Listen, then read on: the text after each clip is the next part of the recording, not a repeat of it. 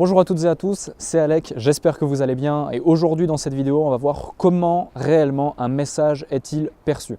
Donc que ce soit dans un discours commercial, que ce soit au téléphone, que ce soit lors d'un rendez-vous, que ce soit même dans un email, indirectement on peut effectivement le faire retranscrire dans un email. On va voir en fait à travers cette vidéo effectivement comment, et on va segmenter ces éléments en 3 étapes, le message est-il perçu. Donc avant toute chose, on va parler de la prosodie.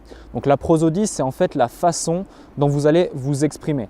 Que ce soit en fait dans votre intonation, que ce soit dans la façon que vous avez de vous exprimer, de parler, etc., etc. Le rythme également de votre parole va jouer un rôle prépondérant par rapport au message qui est véhiculé. Donc ça, c'est extrêmement important à prendre en considération et par rapport à ça, on va pouvoir effectivement véhiculer un message d'une façon ou d'une autre, que ce soit dans votre rythme de la parole à nouveau et aussi dans votre façon de parler. Ensuite, ce qu'il va falloir prendre en considération, c'est que dans ces 3 façons que l'on va voir, dans ces 3 parties, donc dans un premier temps la prosodie, dans un second temps effectivement le body language et aussi dans un troisième temps les mots eux-mêmes.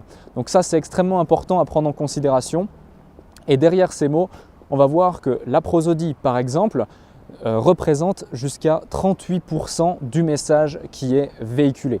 Ensuite, justement, dans une deuxième position, qui est, je dirais, la partie la plus importante du message qui est véhiculé, c'est le body language. Donc le body language, donc le langage corporel, représente 55% du message que vous souhaitez véhiculer. Donc que ce soit même au téléphone, on entend par exemple un sourire. Aussi, si vous faites des gestes, on dit souvent que certains clichés, certains pays parlent beaucoup avec les gestes par exemple, mais ce sont des gens qui sont en général très expressifs, des très bons commerciaux, voire des bons commerciaux, et aussi qui savent faire véhiculer un message de façon claire, nette et précise. Donc par rapport à ça justement, on va voir que même si votre prospect, votre interlocuteur, votre collaborateur ou que sais-je ne vous voit pas, il peut ressentir à partir de votre body language, à partir de votre façon de vous exprimer toujours, à partir même de vos traits du visage, on va tout de suite comprendre et entendre si vous êtes énervé, si vous êtes satisfait, si vous êtes plutôt aimable, amical, sympathique ou même si vous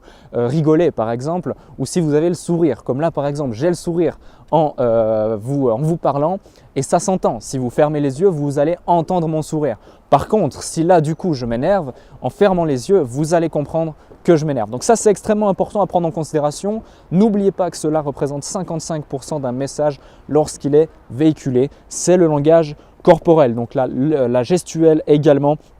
Tout ce qui est le langage corporel interfère sur votre prosodie. Rappelez-vous-en et même à travers un email, c'est possible de véhiculer cette dynamique. Même à travers un email de par les mots. Et les mots en eux-mêmes justement par rapport à ça, notamment au téléphone, notamment en physique, notamment à travers une vidéo comme là on l'a fait ensemble, ça représente seulement, et c'est intéressant, très intéressant ce chiffre, 7%. Donc les mots en eux-mêmes représentent que 7% d'un message qui est véhiculé dans un discours de vente quel qu'il soit. Donc que ce soit la construction de vos phrases, le vocabulaire utilisé, la conjugaison.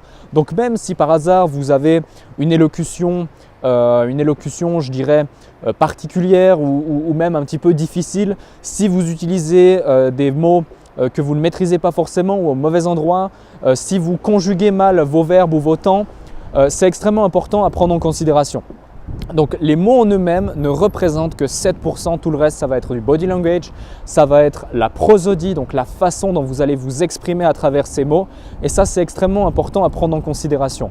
Donc voilà, j'espère en tout cas qu'à travers cette vidéo vous avez compris comment est perçu un message, comment est véhiculé un message et comment le véhiculer de la meilleure façon possible. Donc on comprend réellement que la valeur des mots au final a eu son importance, mais pas que, et que c'est extrêmement important de prendre en considération les autres éléments tels que l'on les a vus aujourd'hui dans cette vidéo. Si vous avez aimé cette vidéo, mettez un pouce bleu, abonnez-vous à la chaîne YouTube, mettez-moi également en commentaire si justement vous saviez ces éléments, si ça vous choque ou pas du tout.